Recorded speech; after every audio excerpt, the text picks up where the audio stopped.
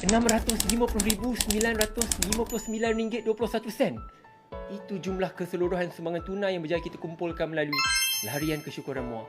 Sasaran asal kita hanyalah RM200,000, tetapi dengan sokongan anda semua kita berjaya mengumpulkan lebih 3 kali ganda daripada sasaran itu.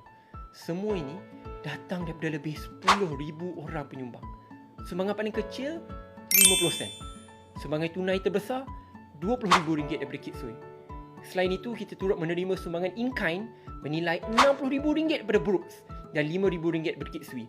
Kita juga terima sokongan biasiswa bernilai RM61,400 daripada Unit Enroll untuk membantu pendidikan pelajar MUA.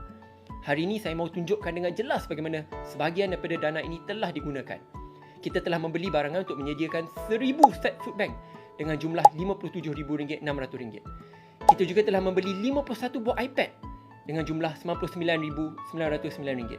Jumlah yang telah kita belanjakan RM157,000. Selepas ditolak perbelanjaan tersebut, kita ada RM493,000 lagi. Kita akan belanjakan dana ini sepenuhnya untuk pendidikan anak-anak MUA, termasuk menyediakan lebih banyak peranti dan bantuan pendidikan kepada pelajar yang memerlukan. Kerana saya percaya, pendidikan adalah jalan terbaik untuk mengubah nasib sesebuah bangsa, keluarga dan anak-anak Malaysia.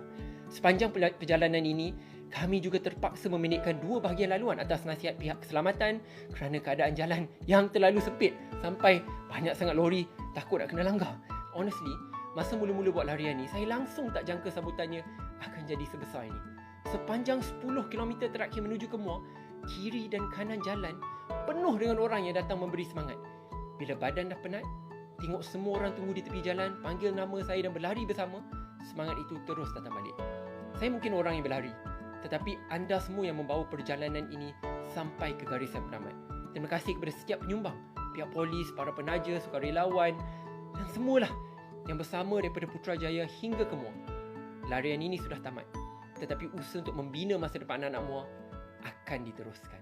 Terima kasih. Kepada rakyat MUA Johor, korang dah nampak kan perjuangan YB kita, Syed Saddiq. Baru anak jantan bro. Dia cakap dia buat. Bukan semang pompam-pompam.